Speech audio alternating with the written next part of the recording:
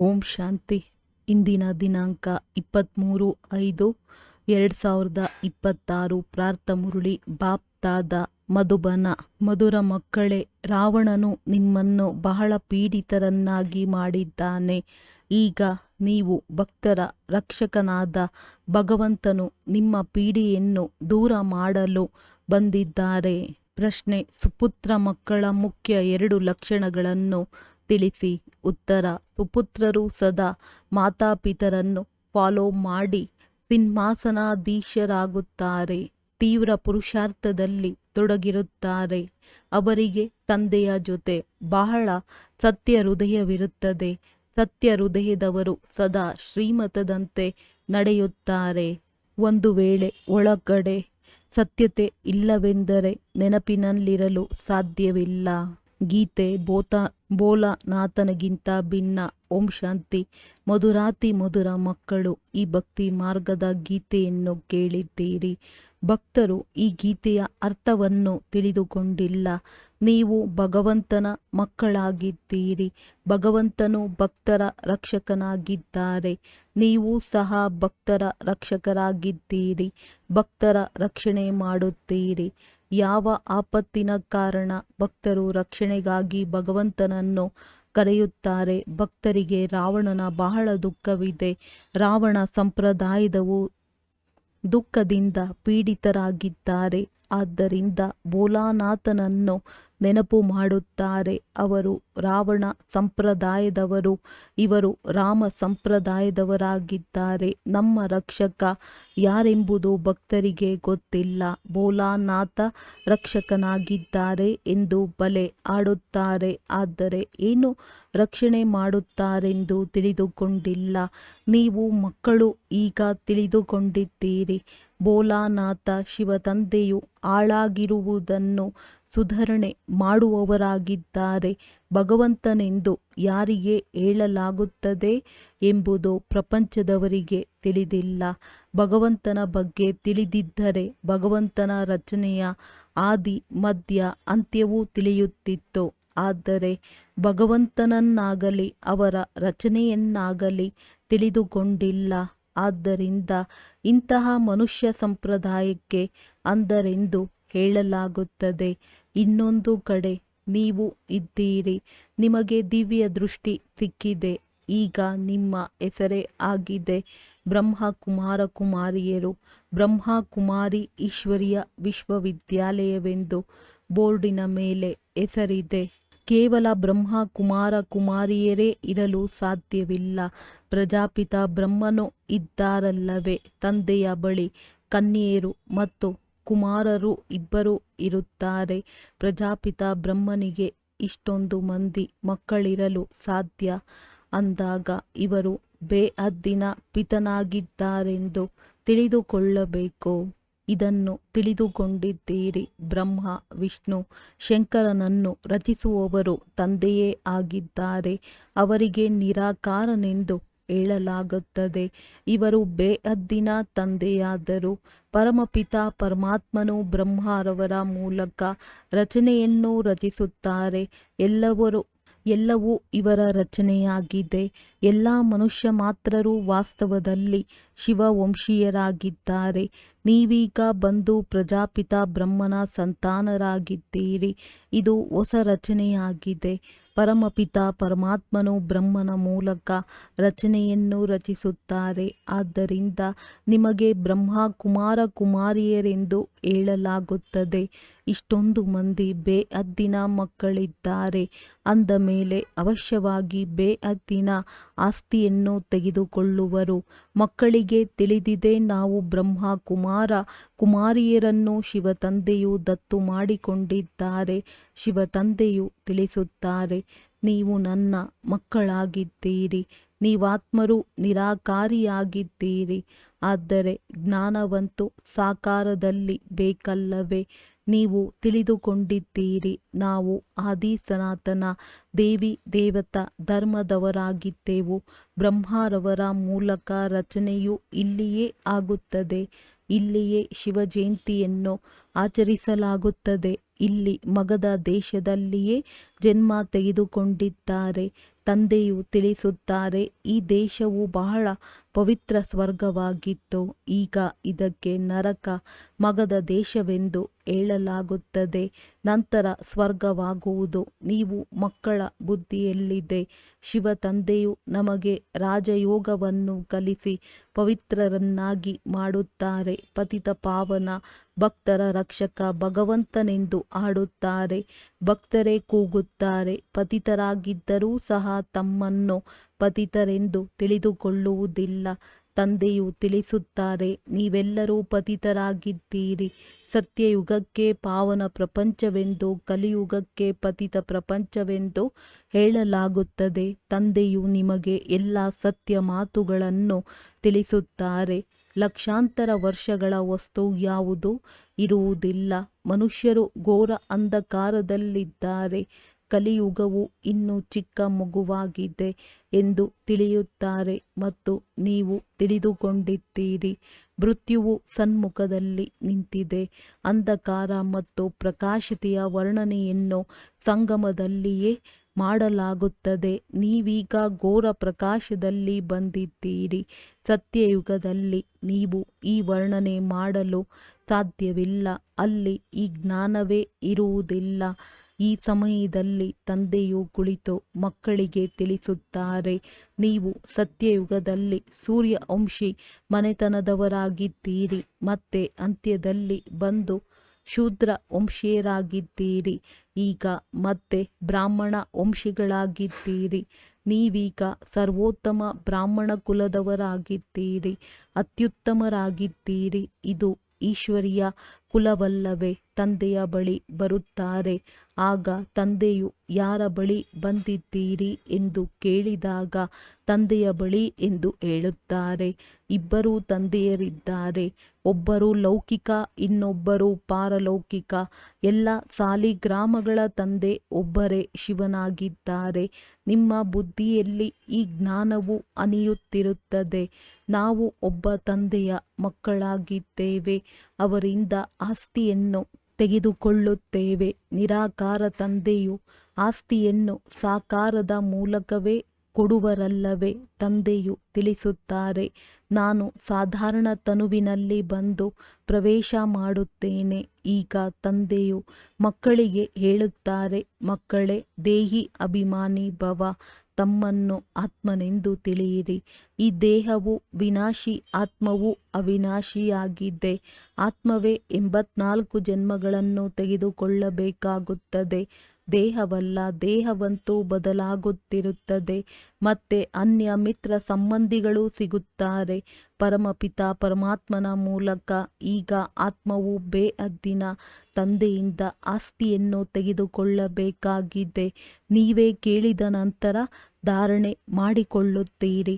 ನಿಮ್ಮ ಆತ್ಮದಲ್ಲಿ ಸಂಸ್ಕಾರವಿದೆ. ಶರೀರದ ಸಂಸ್ಕಾರವೆಂದು ಹೇಳುವುದಿಲ್ಲ. ಸಂಸ್ಕಾರವು ಆತ್ಮದಲ್ಲಿಯೇ ಇರುತ್ತದೆ. ನಿಮ್ಮ ಆತ್ಮನ ಸಂಸ್ಕಾರವು ತಮೋ ಪ್ರಧಾನವಾಗಿದೆ. ಅದನ್ನು ಈಗ ಪರಿವರ್ತನೆ ಮಾಡಿಕೊಳ್ಳಬೇಕಾಗಿದೆ. ಕಾಯಕಲ್ಪತರು ಎಂದು ಹೇಳಲಾಗುತ್ತದೆ. ಕಾಯವು ಕಲ್ಪವೃಕ್ಷದ ಸಮಾನ ಆಗುತ್ತದೆ. ದೀರ್ಘಾಯಸ್ಸು ಇರುತ್ತದೆ. ನೀವು ತಿಳಿದುಕೊಂಡಿದ್ದೀರಿ. ಇಲ್ಲಂತೂ ಆಯಸ್ಸು ಬಹಳ ಕಡಿಮೆ ಇದೆ. ಚಿಕ್ಕ ವಯಸ್ಸಿನಲ್ಲಿಯೇ ಕುಳಿತಿದ್ದಂತೆಯೇ ಅಕಾಲ ಮೃತ್ಯುವಾಗಿ ಬಿಡುತ್ತದೆ. ನೀವೀಗ ಕಾಲದ ಮೇಲೆ ಜಯ ಗಳಿಸುತ್ತೀರಿ. ಅಲ್ಲಿ ಕಾಲವೆಂದು ಕಬ್ಬಳಿಸುವುದಿಲ್ಲ. ಅಕಾಲದಲ್ಲಿ ಶರೀರ ಬಿಡುವುದಿಲ್ಲ. ಈಗ ಈ ಶರೀರಕ್ಕೆ ವಯಸ್ಸಾಯಿತು. ಇದನ್ನು ಬಿಟ್ಟು ಹೊಸದನ್ನು ತೆಗೆದುಕೊಳ್ಳಬೇಕೆಂದು ತಿಳಿದುಕೊಂಡಿರುತ್ತೀರಿ. ಶರೀರ ಬಿಡುವ ಸಮಯದಲ್ಲಿಯೂ ಅಲ್ಲಿ ವಾದ್ಯಗಳು ಮೊಳಗುತ್ತವೆ. ಜನ್ಮ ಪಡೆಯುವ ಸಮಯದಲ್ಲಿಯೂ ಮೊಳಗುತ್ತವೆ. ಅಲ್ಲಿ ಅಳುವ ಮಾತೇ ಇರುವುದಿಲ್ಲ. ನಿಮಗೆ ಭ್ರಮರಿಯ ಉದಾಹರಣೆಯನ್ನು ತಿಳಿಸಲಾಗುತ್ತದೆ. ನೀವು ಬ್ರಾಹ್ಮಣಿಯರಾಗಿದ್ದೀರಿ. ಬ್ರಾಹ್ಮಣಿ ಮತ್ತು ಭ್ರಮರಿಯ ರಾಶಿ ಹೋಲುತ್ತದೆ. ಯಾವ ಕೆಲಸವನ್ನು ಭ್ರಮರಿ ಮಾಡುತ್ತದೆಯೋ ಅದನ್ನೇ ನೀವು ಮಾಡುತ್ತೀರಿ. ಅದ್ಭುತವಲ್ಲವೇ? ಭ್ರಮರಿಯ ಉದಾಹರಣ, ಸರ್ಪದ ಉದಾಹರಣ, ಆಮೆಯ ಉದಾಹರಣೆ ಎಲ್ಲವೂ ಶಾಸ್ತ್ರಗಳಲ್ಲಿವೆ. ಸನ್ಯಾಸಿಗಳು ಸಹ ಈ ಉದಾಹರಣೆ ತಿಳಿಸುತ್ತಾರೆ. ಈಗ ನೀವು ಮಕ್ಕಳು ತಂದೆಯ ಮೂಲಕ ಇದೆಲ್ಲವನ್ನು ತಿಳಿದುಕೊಳ್ಳುತ್ತಿದ್ದೀರಿ. ಅದಂತೂ ಭಕ್ತಿ ಮಾರ್ಗವಾಯಿತು. ಕಳೆದು ಓದುವುದರ ಗಾಯನ ಮಾಡುವುದು, ಇದು ಮತ್ತೆ ನಂತರದಲ್ಲಿ ಗಾಯನವಾಗುತ್ತದೆ. ಈ ಸಮಯದಲ್ಲಿಯೇ ತಂದೆಯು ಈ ತನುವಿನಲ್ಲಿ ಬರುತ್ತಾರೆ.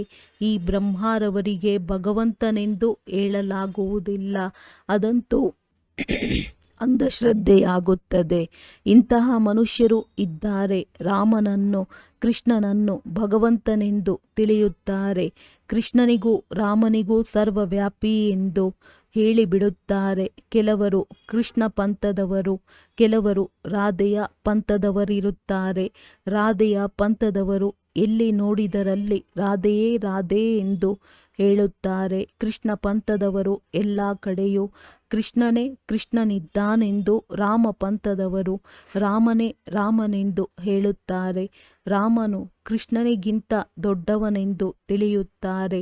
ಏಕೆಂದರೆ ರಾಮನನ್ನು ತ್ರೇತಾಯುಗದಲ್ಲಿಯೂ ಕೃಷ್ಣನನ್ನು ದ್ವಾಪರ ಯುಗಕ್ಕೆ ತೆಗೆದುಕೊಂಡು ಹೋಗಿದ್ದಾರೆ. ಎಷ್ಟೊಂದು ಅಜ್ಞಾನವಿದೆ. ಈಗ ತಂದೆಯು ನೀವು ಮಕ್ಕಳಿಗೆ ತಿಳಿಸುತ್ತಿದ್ದಾರೆ. ಎಷ್ಟೊಂದು ಮಂದಿ ಬ್ರಹ್ಮ ಕುಮಾರ ಕುಮಾರಿಯರಿದ್ದಾರೆಂದರೆ ಅವಶ್ಯವಾಗಿ ಬೇಹದ್ದಿನ ತಂದೆಯೂ ಇರುವರು. ನೀವು ಯಾರೊಂದಿಗಾದರೂ ಕೇಳಿರಿ, ಪ್ರಜಾಪಿತ ಬ್ರಹ್ಮನ ಹೆಸರನ್ನು ಎಂದಾದರೂ ಕೇಳಿದ್ದೀರಾ? ತಂದೆಯು ಸ್ವರ್ಗದ ಹೊಸ ರಚನೆಯನ್ನು ರಚಿಸಿದ್ದಾರೆ. ಬ್ರಹ್ಮರವರ ಮೂಲಕ ಬ್ರಾಹ್ಮಣರೆಂದು ಗಾಯನವಿದೆ. ಎಲ್ಲಿಯವರೆಗೆ ನೀವೆಲ್ಲ ಬ್ರಾಹ್ಮಣರು ಬ್ರಹ್ಮಮುಖ ವಂಶಾವಳಿ ಆಗುವುದಿಲ್ಲವೋ ಅಲ್ಲಿಯವರೆಗೆ ತಾತನಿಂದ ಆಸ್ತಿಯನ್ನು ತೆಗೆದುಕೊಳ್ಳಲು ಸಾಧ್ಯವಿಲ್ಲ. ಬೇಹದ್ದಿನ ಮಕ್ಕಳು ಬೇಹದ್ದಿನ ಆಸ್ತಿಯನ್ನು ತಂದೆಯಿಂದಲೇ ತೆಗೆದುಕೊಳ್ಳುತ್ತೀರಿ. ಅವಶ್ಯವಾಗಿ ತೆಗೆದುಕೊಂಡಿದ್ದೀರಿ. ಸ್ವರ್ಗವಾಸಿಗಳಾಗಿದ್ದೀರಿ. ಈಗ ನರಕವಾಸಿಗಳಾಗಿ ಬಿಟ್ಟಿದ್ದೀರಿ. ಈಗ ಪುನಃ ಪ್ರಜಾಪಿತ ಬ್ರಹ್ಮರವರ ಮೂಲಕ ಪರಮಪಿತ ಪರಮಾತ್ಮನು ವಿಷ್ಣುಪುರಿ ಸ್ವರ್ಗವನ್ನು ರಚಿಸುತ್ತಿದ್ದಾರೆ. ಎಷ್ಟೊಂದು ಸಹಜವಾಗಿದೆ. ಶಿವ ತಂದೆಯು ಕೇಳುತ್ತಾರೆ, ಮೊದಲು ನಿಮಗೆ ಈ ಜ್ಞಾನವಿತ್ತೆ? ಇವರ ಆತ್ಮವು ಹೇಳುತ್ತದೆ, ನನ್ನಲ್ಲಿಯೂ ಈ ಜ್ಞಾನವಿರಲಿಲ್ಲ. ನಾನು ಸಹ ವಿಷ್ಣುವಿನ ಪೂಜಾರಿಯಾಗಿದ್ದೆನು. ನಾನು ಪೂಜ್ಯನಾಗಿದ್ದೆನು. ಈಗ ಬಂದು ಪೂಜಾರಿಯಾಗಿದ್ದೇನೆ. ಈಗ ಪುನಃ ತಂದೆಯು ಬಂದು ಪೂಜಾರಿಯಿಂದ ಪೂಜ್ಯ ದೇವತೆಯನ್ನಾಗಿ ಮಾಡುತ್ತಿದ್ದಾರೆ.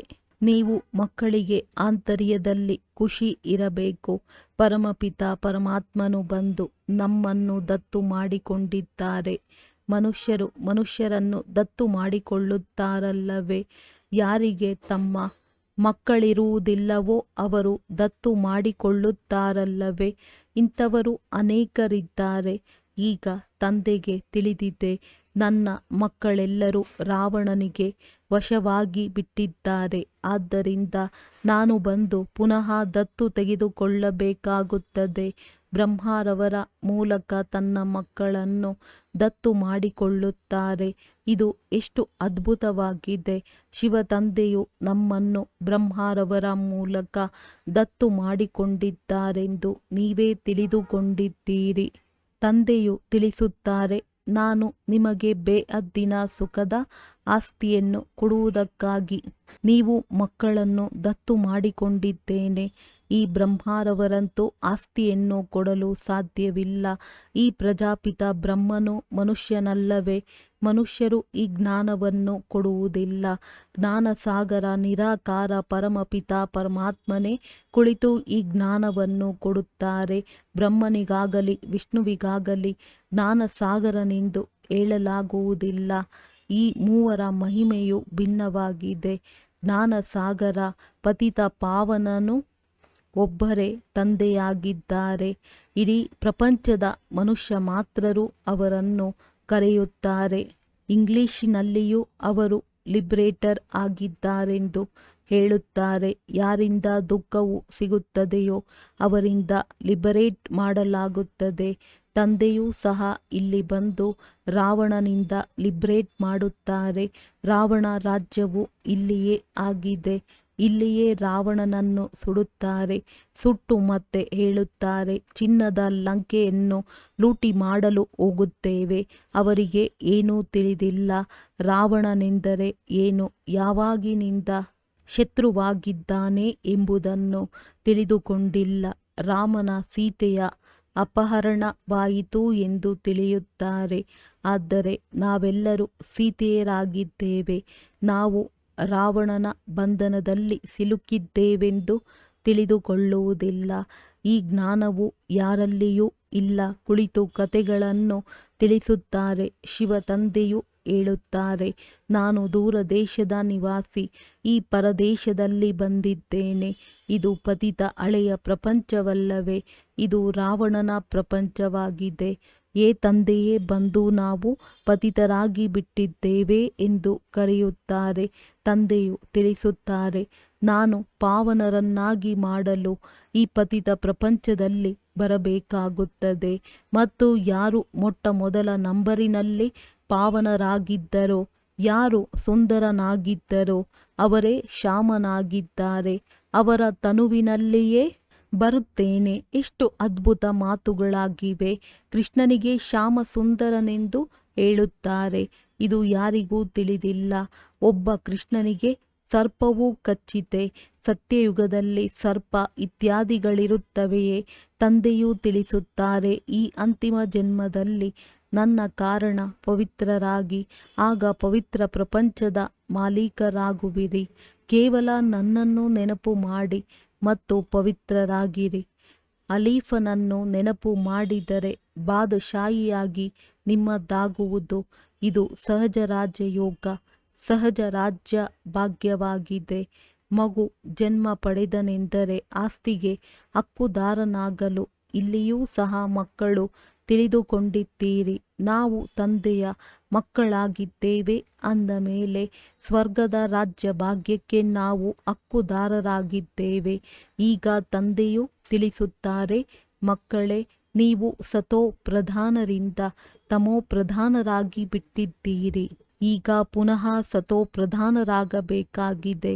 ಯೋಗ ಮತ್ತು ಜ್ಞಾನವನ್ನು ಕಲಿಸುವುದರಲ್ಲಿ 1 ಸೆಕೆಂಡ್ ಹಿಡಿಸುತ್ತದೆ. ಮಗುವಿನ ಜನ್ಮವಾಯಿತು ಎಂದರೆ ವಾರಸುದಾರನೆಂಬ ನಿಶ್ಚಯ ಮಾಡಿಕೊಳ್ಳುವರು.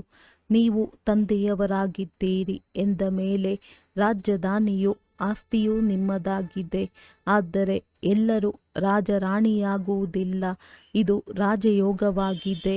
ರಾಜ, ರಾಣಿ, ಪ್ರಜೆ, ಸಾಹುಕಾರರು, ಬಡವರು ಎಲ್ಲರೂ ಬೇಕು. ಆದ್ದರಿಂದ ರುದ್ರಮಾಲೆಯು ಮಾಡಲ್ಪಟ್ಟಿದೆ. ಯಾವುದನ್ನು ಭಕ್ತಿ ಮಾರ್ಗದಲ್ಲಿ ಜಪಿಸುತ್ತಾರೆ. ನಾವು ರಾಜಯೋಗವನ್ನು ಕಲಿಯಲು ಬಂದಿದ್ದೇವೆ. ಮಾತಾಪಿತರನ್ನು ಫಾಲೋ ಮಾಡಿ ಮೊಟ್ಟ ಮೊದಲು ಸೂರ್ಯವಂಶಿ ನಂತರ ಚಂದ್ರವಂಶಿಯರಾಗುತ್ತೇವೆ ಎಂದು ತಿಳಿದುಕೊಂಡಿದ್ದೀರಿ. ಯಾರು ಮಾತಾಪಿತರನ್ನು ಫಾಲೋ ಮಾಡಿ ಸಿಂಹಾಸನಾಧೀಶರಾಗುವರೋ ಅವರೇ ಸುಪುತ್ರರು. ತೀವ್ರ ಪುರುಷಾರ್ಥ ಮಾಡಬೇಕಾಗಿದೆ. ತಂದೆಯೂ ತಿಳಿಸುತ್ತಾರೆ, ನನ್ನನ್ನು ನೆನಪು ಮಾಡಿರಿ ಎಂದು. ಆದರೆ ಮಾಡುವುದೇ ಇಲ್ಲ. ಶ್ರೀಮತದಂತೆ ನಡೆಯುವುದಿಲ್ಲ. ಒಳಗೆ ಸತ್ಯತೆ ಇಲ್ಲ. ಹೃದಯವೂ ಸತ್ಯವಾಗಿದ್ದರೆ ಶ್ರೀಮತದಂತೆ ನಡೆಯುತ್ತಾರೆ. ತಂದೆಯನ್ನು ನೆನಪು ಮಾಡುತ್ತಾ ಇರುತ್ತಾರೆ. ಶ್ರೀಮತದ ಅನುಸಾರವೇ ನಿಮಗೆ ತಾತನಿಂದ ಆಸ್ತಿಯು ಸಿಗುತ್ತದೆ. ಬ್ರಹ್ಮನು ಸ್ವರ್ಗದ ಆಸ್ತಿಯನ್ನು ಕೊಡಲು ಸಾಧ್ಯವಿಲ್ಲ. ತಾತನ ಸಂಪಾದನೆಯ ಮೇಲೆ ಮೊಮ್ಮಕ್ಕಳ ಅಧಿಕಾರವಿರುತ್ತದೆ. ತಂದೆಯ ಸಂಪಾದನೆ ಮಕ್ಕಳು ಭಾಗಿದಾರರಾಗುತ್ತಾರೆ ಅಂದಾಗ ಹಕ್ಕುದಾರರಾಗಿದ್ದಾರೆ. ಇಲ್ಲಿ ನಿಮಗೆ ಶಿವ ತಂದೆಯಿಂದ ಆಸ್ತಿಯೂ ಸಿಗುತ್ತದೆ. ತಂದೆಯಿಂದಲೇ ಜ್ಞಾನ ರತ್ನಗಳು ಸಿಗುತ್ತವೆ. ನೀವು ತಿಳಿದುಕೊಂಡಿದ್ದೀರಿ, ನಾವು ಬ್ರಾಹ್ಮಣರೇ ಮತ್ತೆ ದೇವಿ ದೇವತೆಗಳಾಗುತ್ತೇವೆ. ಜಗದಂಬೆ ಯಾರಾಗಿದ್ದಾರೆ? ತಂದೆಯು ತಿಳಿಸುತ್ತಾರೆ, ಇವರು ಬ್ರಾಹ್ಮಣಿಯಾಗಿದ್ದರು, ಜ್ಞಾನೇಶ್ವರಿಯಾಗಿದ್ದರು. ಇವರೇ ನಂತರ ರಾಜರಾಜೇಶ್ವರಿಯಾಗುತ್ತಾರೆ. ನೀವು ಸಹ ಆ ರೀತಿ ಆಗುತ್ತೀರಿ. ಒಳ್ಳೆಯದು. ಮಧುರಾತಿ ಮಧುರ ಅಗಲಿ ಹೋಗಿ ಮರಳಿ ಸಿಕ್ಕಿರುವ ಮಕ್ಕಳ ಪ್ರತಿ ಮಾತ್ಪಿತಾ ಬಾಪ್ ದಾದಾರವರ ನೆನಪು, ಪ್ರೀತಿ ಹಾಗೂ ಸುಪ್ರಭಾತ. ಆತ್ಮಿಕ ಮಕ್ಕಳಿಗೆ ಆತ್ಮಿಕ ತಂದೆಯ ನಮಸ್ತೆ. ಧಾರಣೆಗಾಗಿ ಮುಖ್ಯ ಸಾರ: ಆತ್ಮದಲ್ಲಿರುವ ತಮೋಪ್ರಧಾನತೆಯ ಸಂಸ್ಕಾರವನ್ನು ನೆನಪಿನ ಬಲದಿಂದ ಪರಿವರ್ತನೆ ಮಾಡಿಕೊಳ್ಳಬೇಕಾಗಿದೆ. ಸತೋಪ್ರಧಾನರಾಗಬೇಕಾಗಿದೆ. ತಂದೆಯಿಂದ ರಾಜಧಾನಿಯ ಆಸ್ತಿಯನ್ನು ತೆಗೆದುಕೊಳ್ಳಲು ಸದಾ ಸುಪುತ್ರರಾಗಿ ಶ್ರೀಮತದಂತೆ ನಡೆಯಬೇಕಾಗಿದೆ. ಸತ್ಯ ತಂದೆಯೊಂದಿಗೆ ಸತ್ಯವಾಗಿರಬೇಕಾಗಿದೆ. ಮಾತಾಪಿತರನ್ನು ಪೂರ್ಣ ಫಾಲೋ ಮಾಡಬೇಕಾಗಿದೆ. ಜ್ಞಾನ ರತ್ನಗಳ ದಾನವನ್ನು ಮಾಡುತ್ತಿರಬೇಕಾಗಿದೆ. ವರದಾನ: ತಮ್ಮ ಪರಿವರ್ತನೆಯ ಮೂಲಕ ನಿರಂತರ ವಿಜಯದ ಅನುಭೂತಿ ಮಾಡುವಂತಹ ಸತ್ಯ ಸೇವಾಧಾರಿ ಭವ. ಹೇಗೆ ನಿರಂತರ ಯೋಗಿಯಾಗಿದ್ದೀರಿ ಹಾಗೆಯೇ ನಿರಂತರ ವಿಜಯಿಯಾಗಿರಿ. ಇದರಿಂದ ಸತ್ಯ ಸೇವಾಧಾರಿ ಆಗಿಬಿಡುತ್ತೀರಿ. ಏಕೆಂದರೆ ವಿಜಯಿ ಆತ್ಮನು ಯಾವಾಗ ಪ್ರತಿಯೊಂದು ಸಂಕಲ್ಪ, ಪ್ರತಿ ಹೆಜ್ಜೆಯಲ್ಲಿ ವಿಜಯದ ಅನುಭವ ಮಾಡುತ್ತಾರೆ, ಆ ಪರಿವರ್ತನೆಯನ್ನು ನೋಡುತ್ತಾ ಸ್ವತಃವಾಗಿ ಅನೇಕ ಆತ್ಮರುಗಳ ಸೇವೆಯಾಗುವುದು ಅವರ ನಯನಗಳು ಆತ್ಮೀಯತೆಯ ಅನುಭವ ಮಾಡಿಸುತ್ತದೆ. ಚಲನೆಯು ತಂದೆಯ ಚರಿತ್ರೆಯ ಸಾಕ್ಷಾತ್ಕಾರ ಮಾಡಿಸುತ್ತದೆ. ಮಸ್ತಕದಿಂದ ಮಸ್ತಕಮಣಿಯ ಸಾಕ್ಷಾತ್ಕಾರವಾಗುತ್ತದೆ. ಈ ರೀತಿ ತಮ್ಮ ಅವ್ಯಕ್ತ ಚೆಹರೆಯಿಂದ ಸೇವೆ ಮಾಡುವಂತಹ ವಿಶೇಷ ಆತ್ಮನನ್ನೇ ಸತ್ಯ ಸೇವಾಧಾರಿ ಎಂದು ಹೇಳಲಾಗುತ್ತದೆ. ಸ್ಲೋಗನ್: ವಿಶೇಷತೆಗಳು ಅಥವಾ ಗುಣವು ದಾತನ ಕೊಡುಗೆಯಾಗಿದೆ. ದಾತನನ್ನು ನೋಡಿ, ವ್ಯಕ್ತಿಯನ್ನಲ್ಲ. ಅವ್ಯಕ್ತ ಸೂಚನೆಗಳು: ಸದಾ ಅಚಲ, ಅಡೋಲ, ಏಕರಸ ಸ್ಥಿತಿಯ ಅನುಭವ ಮಾಡಿ. ಸಮಯ ಪ್ರಮಾಣ: ಈಗ ಸದಾ ಅಚಲ, ಅಡೋಲ, ಸರ್ವ ಖಜಾನೆಗಳಿಂದ ಸಂಪನ್ನರಾಗಿ ಸ್ವಲ್ಪವೂ ಸಹ ಏರುಪೇರು ಆಗುತ್ತೀರಿ ಎಂದರೆ ಸರ್ವ ಖಜಾನೆಗಳ ಅನುಭವ ಆಗುವುದಿಲ್ಲ. ತಂದೆಯ ಮೂಲಕ ಸಿಕ್ಕಿರುವ ಖಜಾನೆಗಳನ್ನು ಸದಾ ಕಾಯಂ ಆಗಿ ಇಟ್ಟುಕೊಳ್ಳುವ ಸಾಧನ ಆಗಿದೆ. ಸದಾ ಅಚಲ ಅಡೋಲರಾಗಿ ಇರುವುದು. ಅಚಲರಾಗಿರುವುದರಿಂದ ಸದಾ ಖುಷಿಯ ಅನುಭವ ಆಗುತ್ತಾ ಇರುತ್ತದೆ. ಹೇಗೆ ವಿನಾಶಿ ಧನ, ಹೆಸರು, ಮಾನ್ಯತೆ, ಆಡಂಬರ, ಪದವಿ ಇತ್ಯಾದಿಗಳು ಸಿಗುತ್ತದೆ ಎಂದರೆ ಖುಷಿಯಾಗುತ್ತದೆ ಅಲ್ಲವೇ? ಇದಂತೂ ಅವಿನಾಶಿ ಖುಷಿಯಾಗಿದೆ. ಆದರೆ ಈ ಖುಷಿ ಅವರಿಗೆ ಇರುತ್ತದೆ ಯಾರು ಅಚಲ ಅಡೋಲ ಏಕರಸ ಸ್ಥಿತಿಯಲ್ಲಿ ಇರುತ್ತಾರೆ. ಒಳ್ಳೆಯದು. ಓಂ ಶಾಂತಿ.